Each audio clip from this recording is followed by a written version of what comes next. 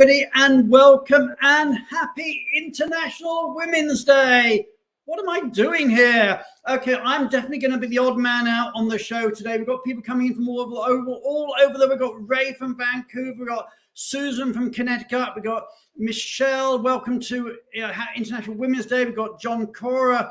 People are coming over. Ellen from cold, wet London. In fact, snowy London. Susan saying happy International Women's Day. It's cold in Pittsburgh too. Gosh, we're getting weather forecasts here from all over the world.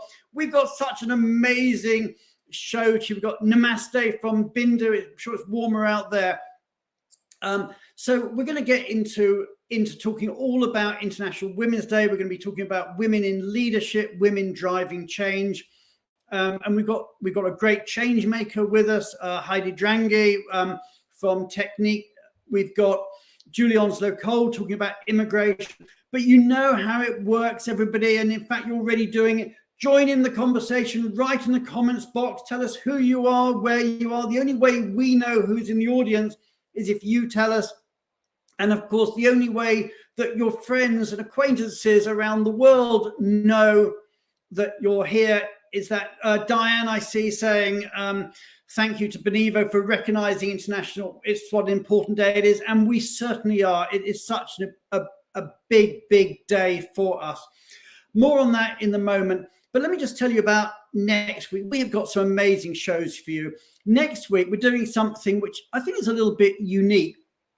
We're going open mic. So our special guest next week is going to be you. Okay, anybody can come on air. We're going to be putting out a link and we're going to be talking about tax matters. We're going to be talking about immigration. We're going to be talking about policy. And we will have our experts here. But any questions you've got, anything you want to discuss, then you just let us know and we will be putting those out there. So we will really be having an open mic day. It's a bit like a radio phone in, but it's going to be a television phone in. So really hoping that some of you will come on board and really join us for what is going to be an amazing event next week. Now, I know a lot of people do tune in because they want to get their CPE codes, and we can offer you codes from ERC, courtesy of our good friends at ERC. You can get your codes from SHRM or HRCI, courtesy of our really good friends at Rocket Mortgage. And if you want it, these are the codes. So you got your GMS, your CRP codes, you got your HRCI codes, you got your SHRM codes. I'll leave this up there for a moment, but what you need to do is just jot down the relevant code so you've got it, or take a photo with your phone or screenshot it. But one way or another, those are the codes that you might want.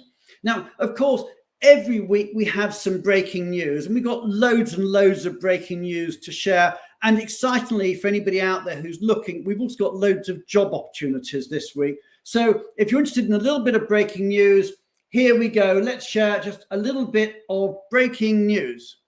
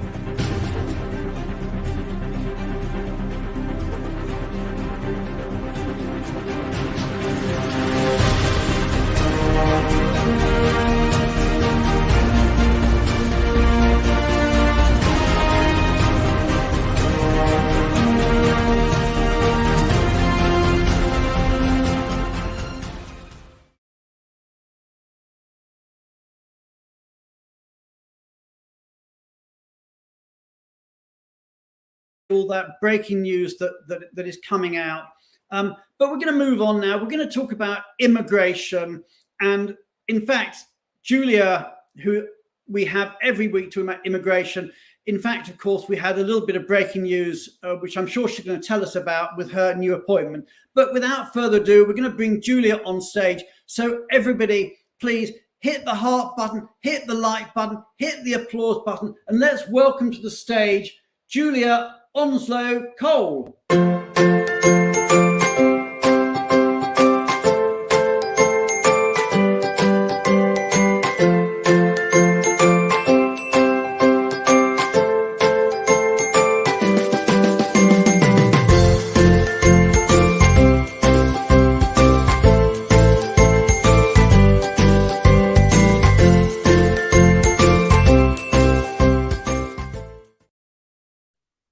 Hi, Brian.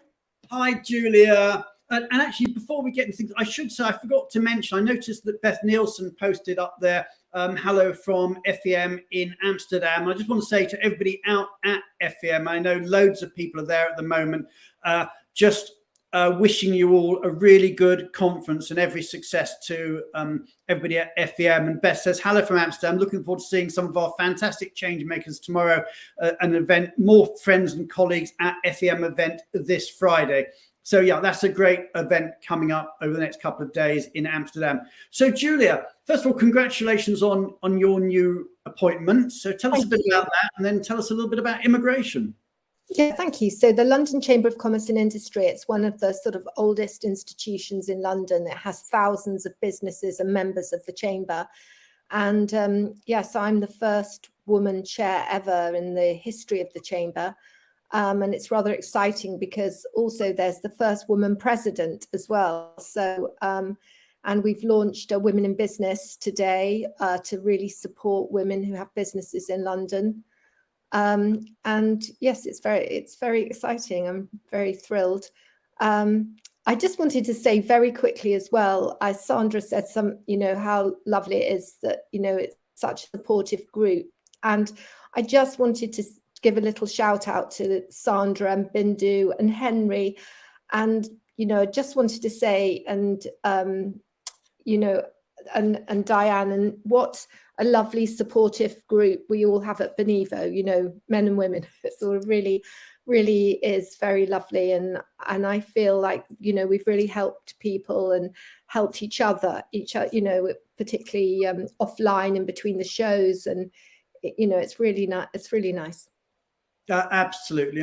I mean, that's the great thing about mobility. It is such a good, close, friendly community. I know a lot of us compete from time to time, but we're also really good friends. Yeah. Exactly. So, Julia, where are we going well today? Okay, so I'm going to be quite quick. I'm going to do it this week and next week, just focusing on Asia Pac, because there's a lot happening, and I've just come back from the Middle East. We did a lot on the Middle East, and before that I was the 3 weeks in America, and we did a lot on America. So I want to go back to Asia Pac, and thank you, Mark Buchanan, who heads our Singapore office and is leader from Fragment of the region. But I think everyone knows that there's a new points-based system coming in Singapore from the 1st of September. So people are actually quite anxious about this, and they're wondering, what this points-based system will do. And there was a bit of breaking news this week where the Singapore government said that employers are going to have to verify degree qualifications. And this is a huge shock, and it's going to add quite a significant delay when you're extending or applying for permits. So this will actually apply from September for new applications and next September for extensions. And it always was the case that you would have to verify it if it was a degree obtained in China, but this is for all degrees. So I wanted to say that means, and just, as a practical tip, that you have to start thinking about applying for these employment passes much earlier on than you would have, because it's going to add at least 2 to 4 weeks on a process.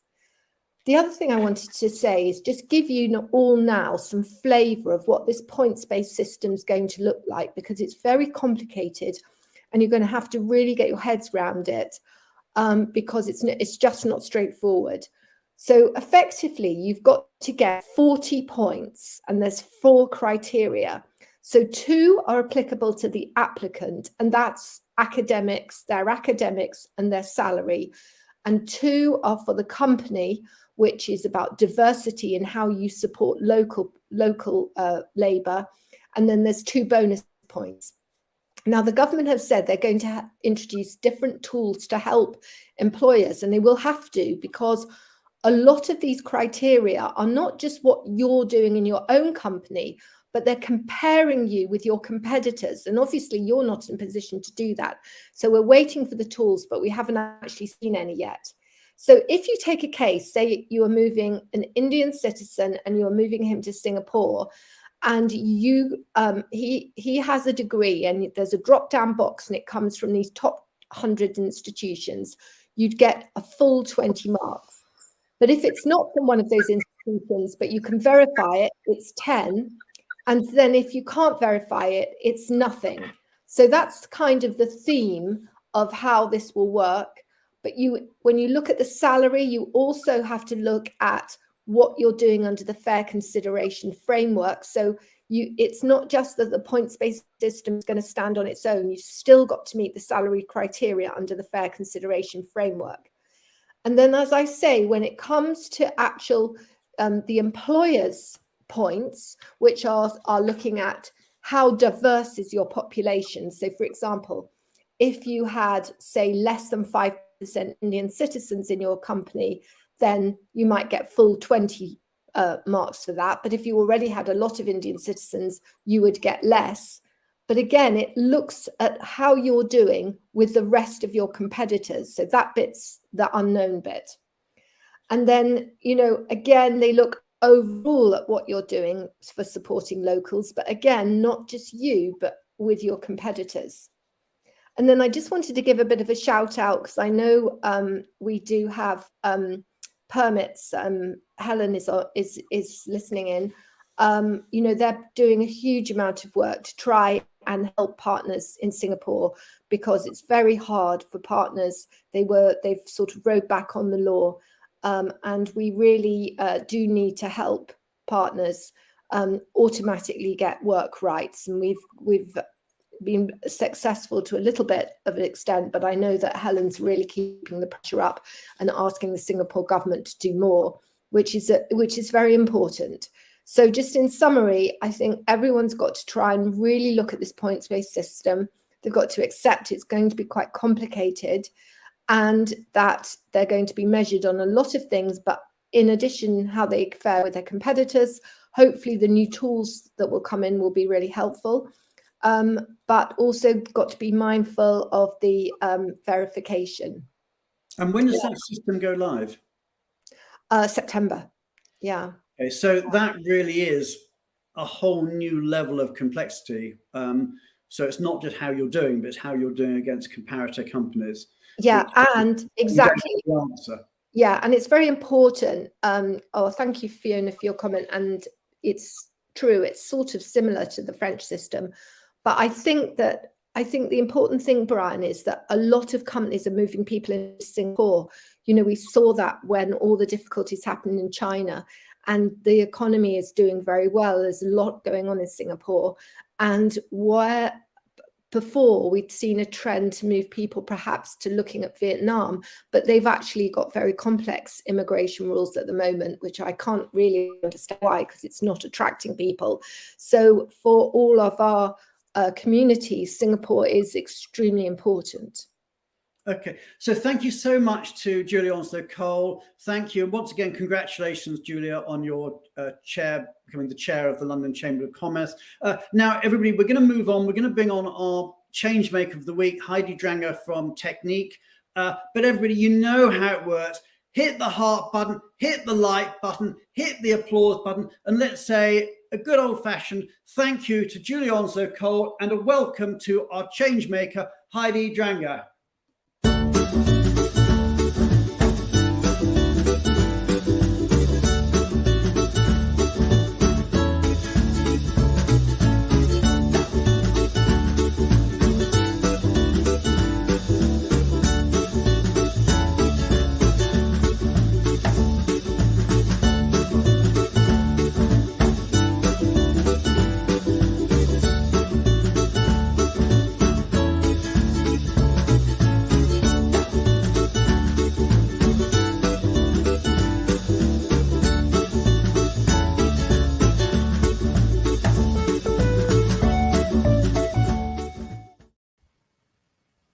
Hey, Heidi. Welcome. Hello, Brian.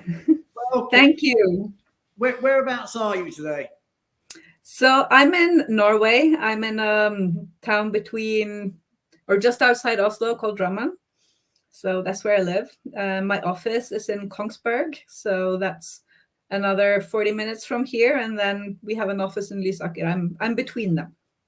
Okay. And tell us about Technique FMC, because some people out there may not know you. Yeah. So Technique FMC is a subsea supplier. So we're in the oil and gas industry. We put stuff on the seabed that actually pulls the oil and gas up from the seabed. So we're contributing to the world's energy supply, and we see some growth in our industry actually. So one of the industries. There's so many companies out there I know at the moment where there's talk of layoffs and retrenchment and consolidation, but you guys, it sounds like you're booming. We are at the moment, yes. The next few years look really good for our industry, so that means there will be a lot of activity for us as well. Okay. And what was your route into mobility? So I'm from HR, no surprise there. My sort of area is compensation and benefits. So when I started with FMC 15 years ago, I was sort of given the responsibility for the lady who was doing mobility. And that's my way in. So I've been responsible for mobility on and off for 15 years. And then 2 years ago, I took over the mobility program for Technique FMC. Okay. Now, it's International Women's Day. So tell me a little bit. I mean, I'm guessing that what you do is a fairly male-dominated industry. Oil and gas tends to be fairly macho. But tell us a bit about female expats and diversity at Technique FMC. Is it a challenge, or is it something that you guys are focused on? It is absolutely a challenge. We have like 5-6% of our assignees are female, so that's not a big. It's not a big number, but it's also fair to say that probably our company has about 20% females. We have a big focus on getting more females, especially into the engineering area, because that's where we are fighting for talent. We have set goals for for new grads. We want to bring in more female new grads. And we're also focusing on getting more people or more females into assignments. So to be fair, a few of our assignments are rotators. They work offshore, not many females there. But in the general assignment population, we do not have a lot of females. So that is a focus area for us. And we focus on diversity as a company. We have ESG goals where diversity plays a big role. Okay. And you're one of our change makers. So tell me, what do you get out of being a change maker? What attracted you to the idea of becoming one of the change makers? And we have over 100, I think we're about 120 now. Yeah, it's a very nice concept, I think. Being able to be in a group where things at the forefront of mobility are discussed, being able to contribute to that. And also the idea of giving back to a community is very, very good. I really like the concept.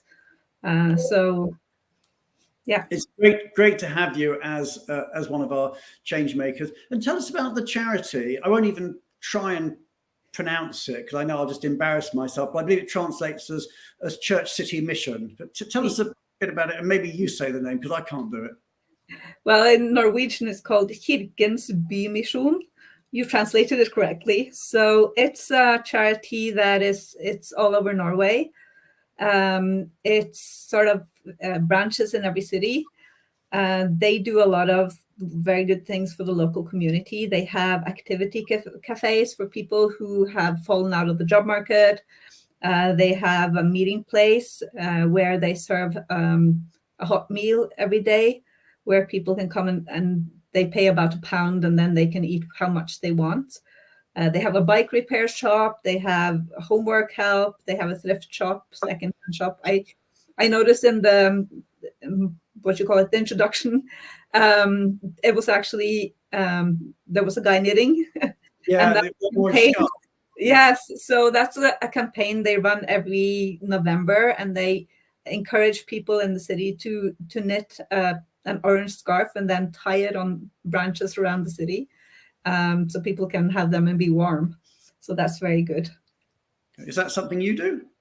I do, and I also have helped out at the Meeting Place Cafe. So very happy to do that, and it's sort of very sobering for myself that I'm happy that I think we're very close to maybe falling out of society, and especially these days when it's easy or it's hard for people to make ends meet. So I think it's easier for people to have to ask for help. Absolutely. Well, Heidi, thank you so much for being a change maker. It's great having you on the show. We'll bring you back towards the end if we may. But when we get into, towards the end of the show and we're having the discussion on International Women's Day, before we do, we're going to bring our producer onto the show. And in fact, we're going to be talking about diversity. And obviously that's something that you guys are championing with what you're saying about getting more female assignees out there. But let's bring Tally onto the show and let's talk about our top 100 diversity champions. So everybody, please, you know how it works. Let's hit the heart button, hit the like button, hit the applause button, and let's say a big thank you to Heidi Dranger and a big welcome to the show to our producer, Tally Gorin. Thank you.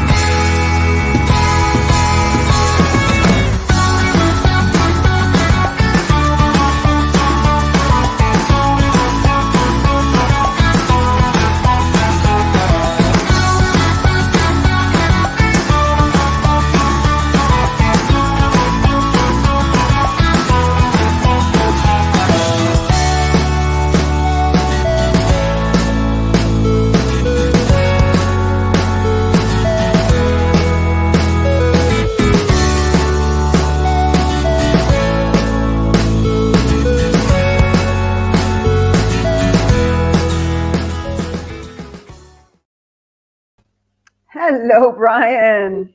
Hi. So tell us what's on the agenda. So top 100. I'm looking. We have so many people writing to us and nominating, and that's really exciting. But we need more. We need to spread the news and get more people nominated. And this week, I actually wanted to share with you our this week's top nominators.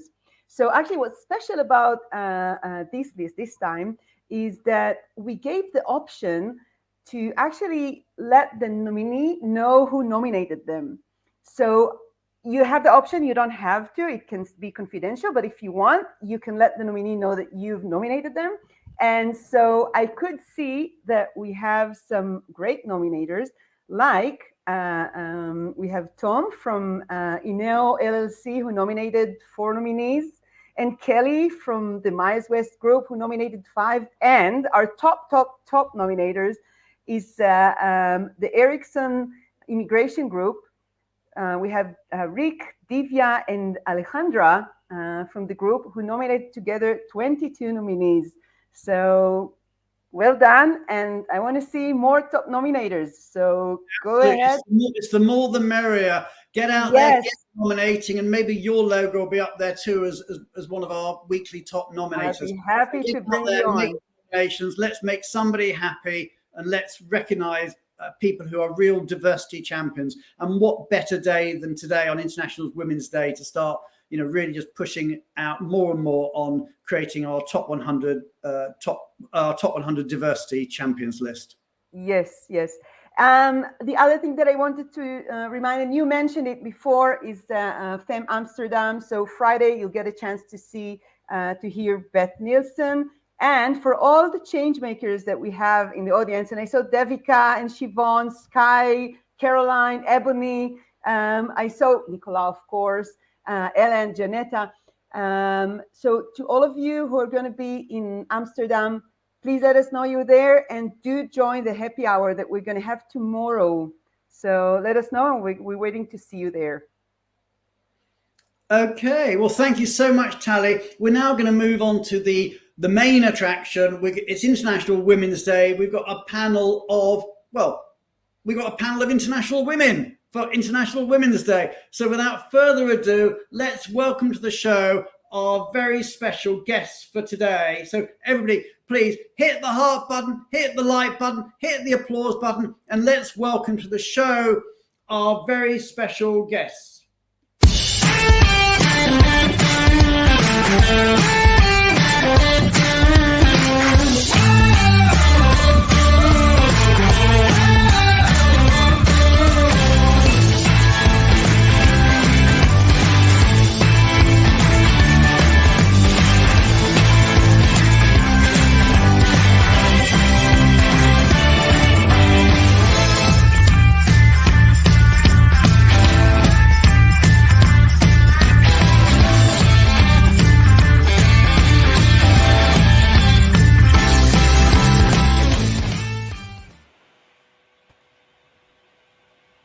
Hello, everybody. Happy International Women's Day. It's great to see you all.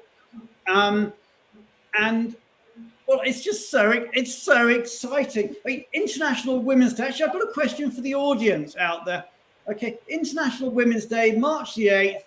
How long has this been going on? How long has International Women's Day been a thing? And no Googling out there, but put your answers in the comments box. When do you think it started? Is it 10 years old, 15 years old, 30 years old, more than that? Have a guess at when International Women's Day first started, and we'll put your comments up on screen as and when they come through. But as I understand, International Women's Day in some countries is actually a public holiday as well. I mean, so Shushan, you're from Armenia, I believe, and International Women's Day is a big thing out there, isn't it? It is. It is really a big thing and a public holiday as well. Okay. And so let's actually go through, because I rather jokingly at the beginning said, so Rob's got 25 years. 25 years from Rob's, no, not long enough. Great answer from Megan. So again, no Googling. If you Google and find out the answer, don't put it up there. That's cheating. Patricia has said since the 80s. Okay, so we've got 25 years from Rob. We've got since the 80s from there. I'll give you a couple more seconds and I'll tell you the answer. Patricia said since the 80s. You know what? I am going to tell you the answer because it's one of our fun facts. So let's have a fun fact. When did International Women's Day start?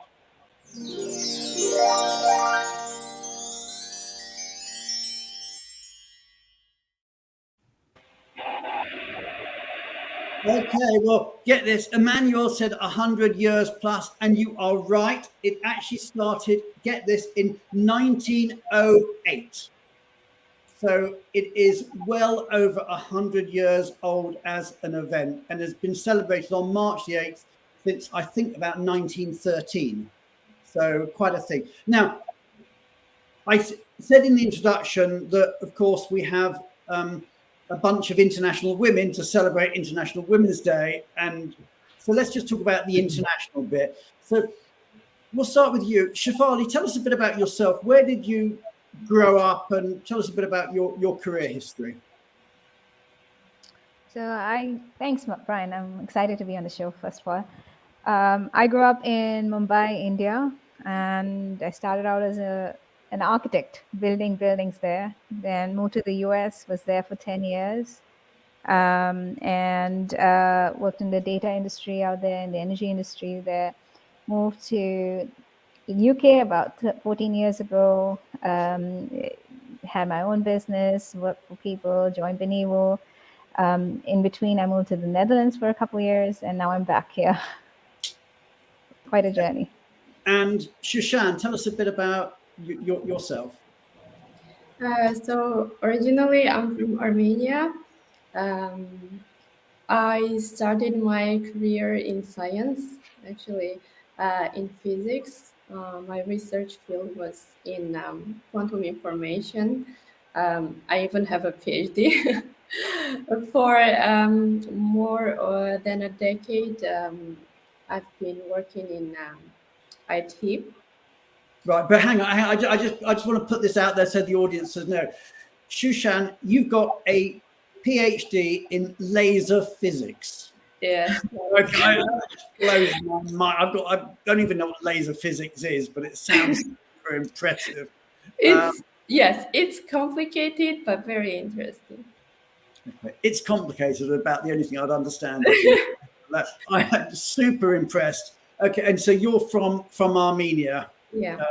Originally, and I believe you were employee number 2 at Benivo in Armenia.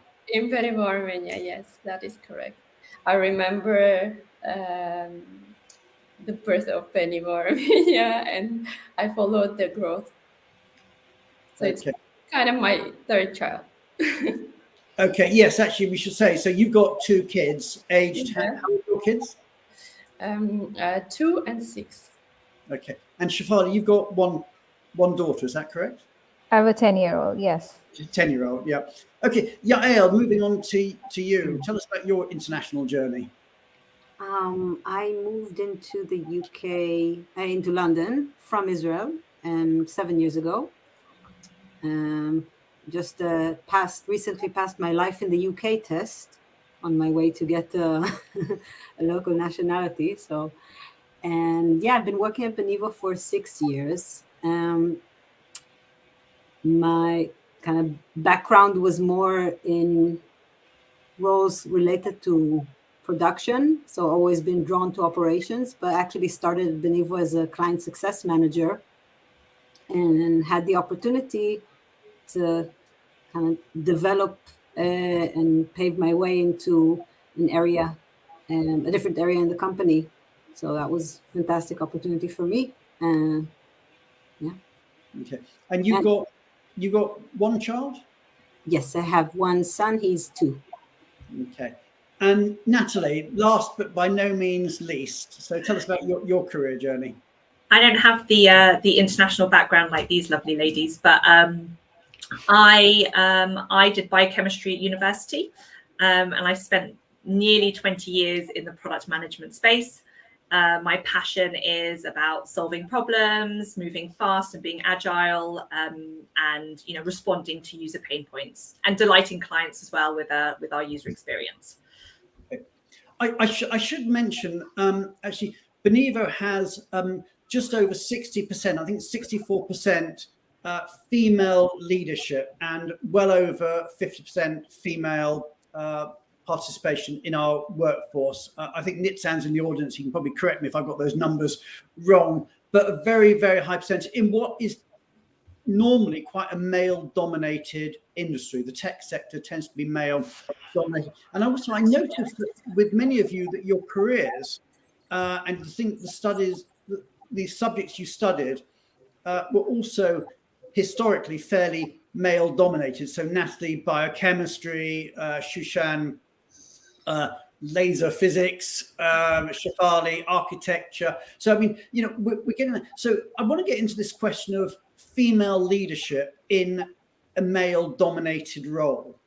And maybe start with you, Shefali. How do women drive change in a male-dominated or succeed in a male-dominated world? Is it the same way that men do, or are there different ways? And I appreciate, I might actually back out of this conversation at this point, let you guys just talk a bit about this amongst yourselves, because there's going to be no mansplaining coming from this end of the microphone. So Shefali, do you want to sort of take that one forward? Sure. To be honest, I don't know how men progress because I have never walked that journey, but I can tell you a little bit about what we've had to do and what I've had to personally do. So it was tough. So architecture has a good representation of women in them, but I very quickly went into data science and I was in the energy sector for almost 10 years before I moved to global mobility.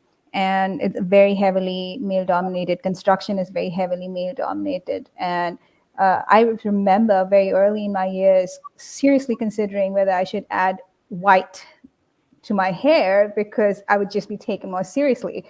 I was not only a woman in a male-dominated industry, but I was young, and trying to manage teams often with people older than me was very challenging. I had to often lead from behind, which was tough. But I think things have evolved a lot since. Shushan's story may be different from when I went out into the world of business, and her challenges might be quite different too. Yeah. Yeah. From my personal experience, I've never encountered any discrimination or anything. Although the feeling that the spheres I was involved in were traditionally considered male dominant, of course. But maybe for myself, I try to not interpret the situations based on discrimination, any kind of discrimination, as well as gender discrimination. So I try not to focus on that part and not consider myself a woman when I'm doing my work. So, honestly, I've never felt anything related to any discrimination related to my gender throughout my career. And that's the thing, right? Like, it was very interesting what Shushan said is that she's not thought about herself as a woman at work. She's just another person in the workforce contributing. But often that's not the way I was perceived. And a lot of times when I was more assertive, I actually had to back off a bit because I've learned over the years to read people's faces and how they're responding. I'm a strong person, and when I say stuff, do I need to back off? Do I need to smile a bit more in meetings? Do I need to rephrase the way I say things? And it's a good skill to have. I don't know if men had to learn this skill, but I had to learn it. Yeah, actually, at the beginning, I guess related to that, the temper and the style of managing, you sometimes you are expected to be not as tough as men are allowed, and you are considered a bit bossy if you're that kind of if you have that kind of style of managing. But as you said, you learn throughout your journey, and I've always I always try to think myself as a professional and not emphasize my gender, and I expect everyone else to do the same. Can I just come in on that word bossy that you used there, Shushan? Because I remember hearing a story of two kids, a brother and sister, who are both at school playing with their groups, and they're playing pretty similar games. And both the brother and the sister, the brother was with a group of little boys, and the sister was a little group of little girls. They were both sort of telling the other children what to do. And at the parents-teacher evening, the teacher said of the little girl, "Oh, she's a lovely little girl, but she's a bit bossy." And of the boy said, "Oh, he's a lovely little boy. He's showing great leadership skills." Yeah. Wondering, what is the difference between being bossy and actually being a good leader? So there are some stereotypes. We cannot deny that. But a lot, it depends on your perspective as well. Okay, so let's bring Yael and Natalie into the conversation. Yael, to succeed as a woman in a male-dominated world, do you think there are special skills or that are worth doing, or pitfalls if you were sort of advising the next generation of things to do or not do? I mean, building on what Shefali was talking about, I did, and I'll put it out there, I still am learning to listen to myself as I kind of lay out the message and mind my tone and my choice of words. But I think my message would be that you need to make sure that you come off confident and professional, not necessarily kind of massage your tone to cushion the message or sugarcoat it. You don't have to adjust your approach. Just put the time and the effort in being coherent, to the point, the absolute opposite of what I'm doing now, for example.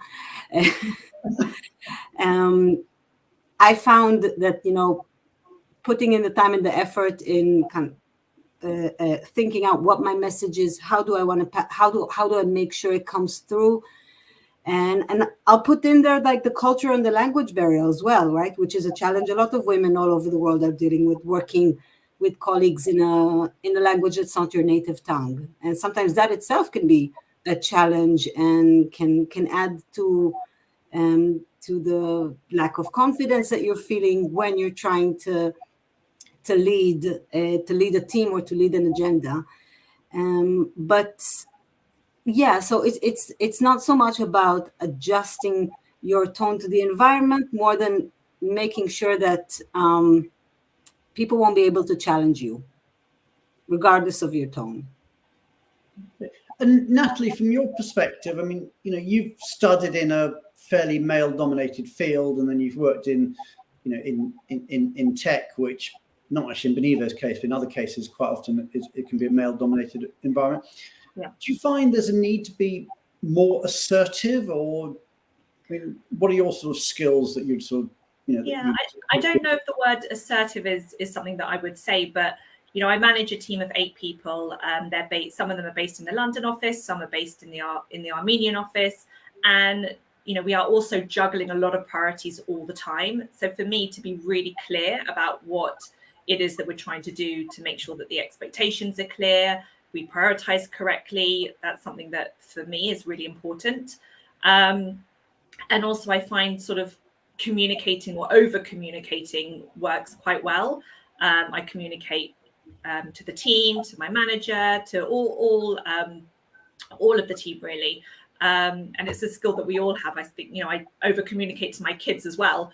If there's changes that need to happen, if deadlines have changed, if there's expectations to set, just making sure that everyone's really clear, everyone's in the loop, everyone understands what we're all trying to do together, then that for me works quite well. We've talked about, or you've mentioned kids, and you've all got kids of various ages, from very young to teenagers.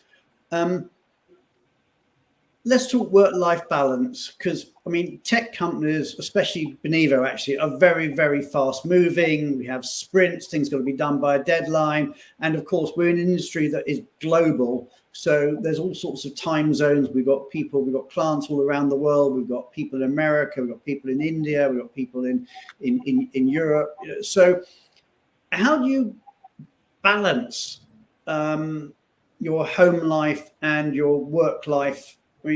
Shefali, you're Chief Operating Officer, so I suspect you're coping with multiple time zones and family pressures all at the same time. Yeah, it's not easy, put it simply, right? And you have a meeting with someone in Singapore, and you have to work with that timeline, and then you have a meeting with someone in Seattle, and you have to work in the evenings, and it's a pain that everyone goes through. I don't think it is selective to any one single gender, but the reality is there are more women who will say, okay, I have to switch off at 5:30 and I have to go cook food, and my kid needs support with their homework, and it's amazing now. I have a fantastic spouse who just helps out with everything, but that's not true for everyone. And I am able to do what I'm able to do because I have the kind of support system I have at home. But it is tough. I mean, I've had conversations with my children, my child sometimes where she said, "Mom, you're not there." And I still remember that there was a period when she said, "Mama, I felt you were not there for a whole year. I had started my own business and I had disappeared, and I didn't realize I wasn't there. Like I thought I was straddling, I was trying to drive a balance, but it's not there." But at the same time, I will say, like, when I'm listening to Natalie and Yael and some of the things they talked about are actually true for all the people, right? Being good communicators and over communicating. And I wondered, they didn't talk about stuff which is more gender specific because they are in a company that provides a lot more support and to help them succeed despite their gender or because Benivo does do a lot, right? And I'd love to talk a bit about some of that too, if you have the time. Yeah, I mean, let's do that. And I mean, one thing, of course, is people, go on maternity leave and then, come back from maternity leave, and there's a whole process there to manage. So, Yael and Shushan, you've both been on maternity leave in the last couple of years. Just tell us about that process, about how you advise companies to manage their employees whilst they're on maternity leave. To what extent is it right to stay in touch, or to what extent is it right to actually just not stay in touch and let people sort of, concentrate on what's much more important, which is their mat leave. And then also about the reintegration post-maternity leave. So, Yael, Shushan, what was your experience? I mean, I can talk about my personal experience, but I can also talk about, based on my point of view, the best practice would be to listen to the employee, to listen to the employee and to work with them. If someone wants to stay super involved and up to date, facilitate that. If someone wants to completely disconnect, facilitate that as well. Let them know that whatever path they choose is legit and accepted and supported. That's my personal view in terms of how to generate with the employee that feeling of security in the workplace. And with regards to the integration, especially coming back from, this was, my I haven't had a maternity leave before, right? So I didn't have any comparison. I didn't really know what it's going to be like. I'm guessing that, for women that come back from a second one, they've been there. I mean, I'm not saying that it's always the same, but at least they have some sort of point of reference. Coming back from maternity leave for the first time was a shock. But what really, and to this day, made me feel secure and motivated is the fact that I can, and I know a lot of workplaces support that, but I know for a fact that there is that window for a couple of hours a day where I'm not available for meetings. I might log in later in the evening to catch up or to talk to people in other time zones, but no eyebrows are raised, no comments are made when I need to, close my computer at a specific hour because I need to go pick up my son for nursery, take him home, dinner, put him to bed. And I see that as, I want this to be kind of the standard. I know it's not, it should be. So, and I want to build on that, actually, if I may, Brian. When Yael says, the thing that comes to my mind is that we had our annual OKR meeting last December, and it's a 15 people meeting, and we rescheduled it because two of us said, I have to go to my kids' school. There's a Christmas show or something. and to have that kind of environment, to feel confident that you're not going to be judged because you're taking care of your family, that's a good thing to have. But also going back to the maternity thing, I didn't come back from maternity at Benivo like Yael and Shushan did, but I will say that maternity really throws, the leave part throws you off. You feel like you've been left behind because you've been away from work for a year, your colleagues have moved on, and you feel a huge sense of, you feel insecure. And so anything the company can do to, help you ramp up, almost treat you as a new employee, and onboard you again, help you catch up with everything that's happened in the company is great. I align with Yael that, take cues from the person going on maternity on how much to stay on touch, but also once they come back, to have a good process in place to help them settle back in and be set up for success. Okay. So far, we've talked about managing work-life balance, and the assumption has been, I think, that there is a partner there with you to help out and also provide a second income as well. Natalie, your story is sadly and tragically very different. And I'm just wondering whether you'd be prepared to share with the audience your personal story and maybe a little bit about also how the support you have received from Benivo as well, but a bit about your very sad, tragic story. Yeah, of course. So my husband died 2 years ago while we were on holiday. He was young, fit, healthy, 38 years old, a lawyer. So we had joint responsibility of the household, of the kids, or of all of those things, really. And then just suddenly overnight, all of those responsibilities and career focus was on my shoulders. So the normal juggle of life suddenly became even more crazy for me. So I had to really quickly shift and learn and change the way that I behaved and responded to make sure that I was focusing on my career in a positive way, but also being really available to my kids for their needs. So I guess so I feel like my experience helped shift and shape how I manage people now and how I work as well.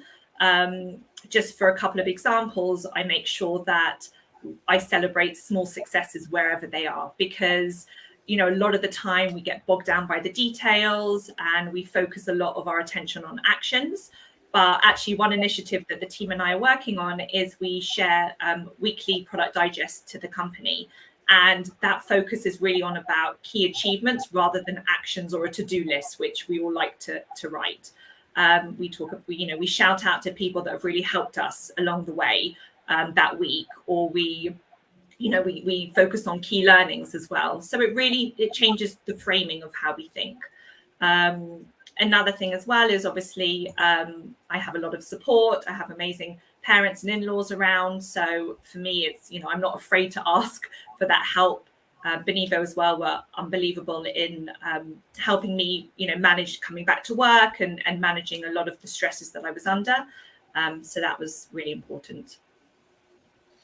Okay, so what we got is sort of very different personal circumstances. Now, have any of you moved as a trailing spouse? Is that, I don't like that phrase, but an accompanying partner. Is that something that you've had to deal with in your careers? Yeah, I recently moved following my husband's career. It was a tough period for me because I was moving. I had a baby. I was in maternity leave.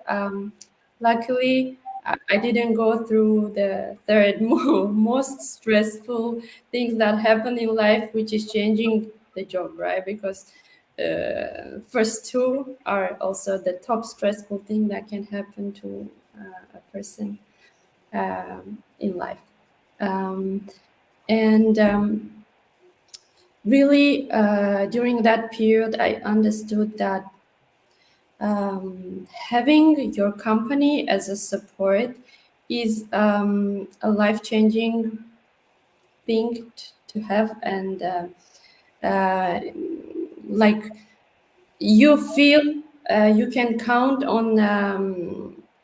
When you feel you can count on your company, it's something that it's even difficult to describe with words, because when I was moving, I was far away from my family, from my friends.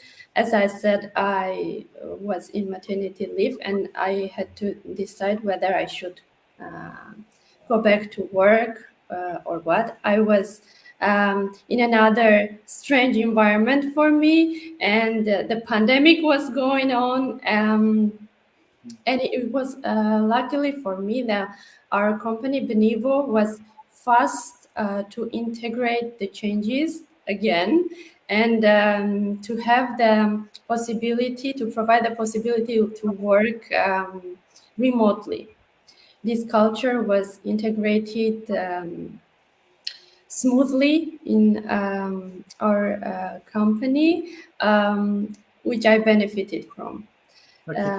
I'm going to bring in, just in the interest of time, I'm going to bring in Heidi and Julia and indeed Tally. Where's Tally?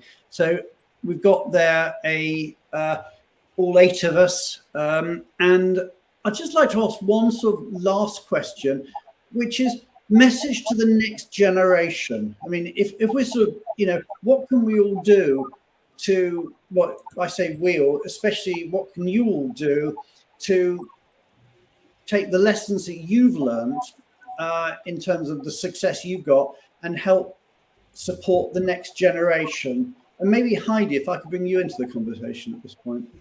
Yeah, so I have 3 kids, or grown-up kids, and they used to, or my oldest commented once that I want to do what you do, Mom. I want to get an education to get a really interesting job.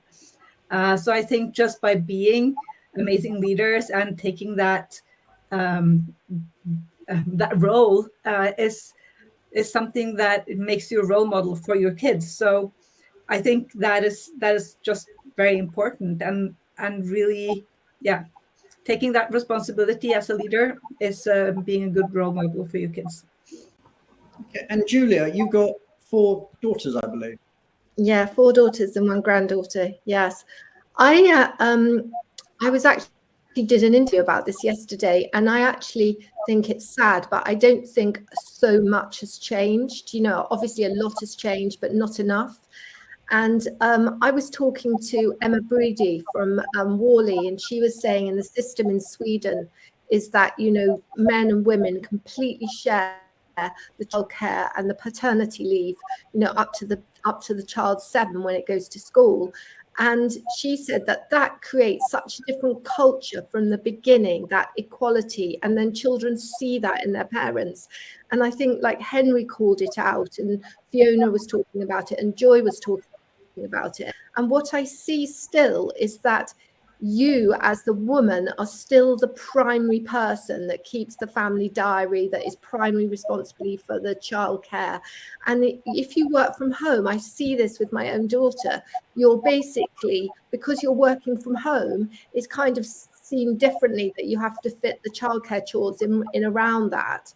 And I think that that's unfair. And I feel that there's I don't know, I think there just needs to be a refresh about us being equal and having equal roles, and it being responsibility of all these things.